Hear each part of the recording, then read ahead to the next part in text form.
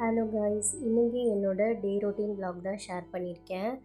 நேற்று வாழைப்பழம் வாங்கிட்டு வந்திருந்தோம். ஆனால் அதை எடுத்து வைக்கவே இல்லை, சும்மா அப்படியே தான் வச்சுருந்தேன். சரி ஓகே, இன்றைக்கி அது எல்லாத்தையும் எடுத்து வச்சிடலாம் அப்படின்னு சொல்லிட்டு காலையிலேயே அதை எடுத்து வச்சிட்டேன்.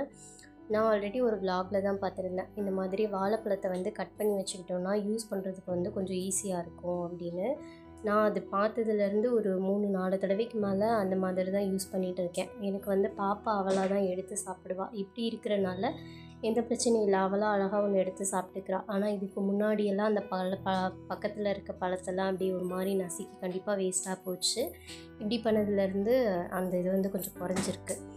இதெல்லாம் எடுத்து வச்சுட்டு அதுக்கப்புறமா சரி ஓகே பிரேக்ஃபாஸ்ட் ரெடி பண்ணலாம் அப்படின்னு சொல்லிட்டு ரெடி பண்ணிட்டேன். நேற்று நைட்டு டின்னருக்கு இட்லி செஞ்சுருந்தேன். நிறையா இட்லி மீந்து போயிடுச்சு. ஓகே, காலையில் பிரேக்ஃபாஸ்ட்டுக்கு சிம்பிளாக இட்லி உப்புமா ரெடி பண்ணிக்கலாம் அப்படின்னு சொல்லிட்டு இட்லி உப்புமா தான் ரெடி பண்ணேன். ஆமாம், நம்ம சூரிய வம்சம் படத்தில் வர மாதிரி தான். நான் இந்த படம் எத்தனை தடவை பார்த்தாலும் இந்த ஒரு சீன் மட்டும் கண்டிப்பாக நான் மிஸ் பண்ணவே மாட்டேன். மீதி சீன் கூட ஸ்கிப் பண்ணி பார்ப்பேன். ஆனால் இதை நான் ஒரு தடவை கூட மிஸ் பண்ணதே கிடையாது.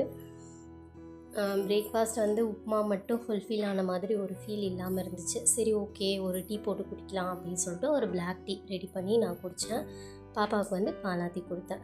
நம்ம கேஸ் ஸ்டவ் பின்னாடி ஒரு ஸ்டாண்டு வச்சுருந்தேன். இது பிஓபியில் நானாக ரெடி பண்ண ஸ்டாண்டு தான். அதில் பிளான்ட் வச்சுருந்தேன்.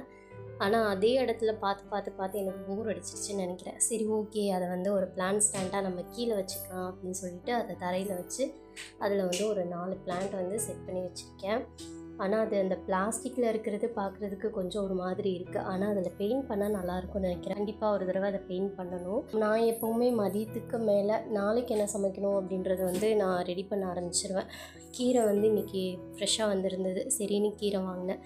10 ரூபா தான் ஒரு கட்டு மட்டும் வாங்கினேன். நாங்கள் 3 பேர் தானே, அதனால் வாங்கி அதை கழுவலை. மற்றபடி பழுத்த இலை இந்த பூச்சி பிடிச்ச மாதிரி இருந்துச்சுன்னா அதை மட்டும் க்ளீன் பண்ணி ஒரு பிளாஸ்டிக் கண்டெய்னரில் போட்டு ஃப்ரிட்ஜில் ஸ்டோர் பண்ணிட்டேன். எதுக்காக கழுவலை அப்படின்னு பார்த்தோன்னா, ஒரு வேளை நாளைக்கு மெனு சேஞ்ச் ஆயிடுச்சு அப்படின்னா கழுவி வச்சோன்னா கண்டிப்பாக கீரை அழுகி போயிடும். அதனால் நான் கழுவலை, சும்மா க்ளீன் பண்ணி மட்டும் வச்சு அப்படியே வச்சுட்டேன். காலையிலக்கு ஆப்பம் ரெடி பண்ணிக்கலாம் அப்படின்னு சொல்லிட்டு ஆப்பத்துக்கு தான் ஊற வச்சுருந்தேன்.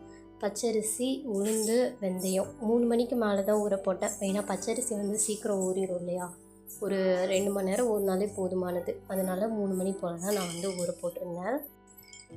ஈவினிங் ஒரு 5 மணி போல் மாவு எல்லாத்தையுமே அரைச்சி எடுத்து வச்சுட்டேன். நான் ரொம்ப கம்மியாக தான் ஊற போட்டிருந்தேன். அதனால் கிரைண்டர் யூஸ் பண்ணல, மிக்சியில் தான் அரைச்சேன். அதை அரைச்சி எடுத்து வச்ச உடனே அப்படியே நைட்டு டின்னர் ரெடி பண்ண ஸ்டார்ட் பண்ணிட்டேன். கொஞ்சம் சளி பிடிச்ச மாதிரி இருந்தது, அதனால் ரசம் சாதம் சாப்பிட்ணும் போல் இருந்துச்சு.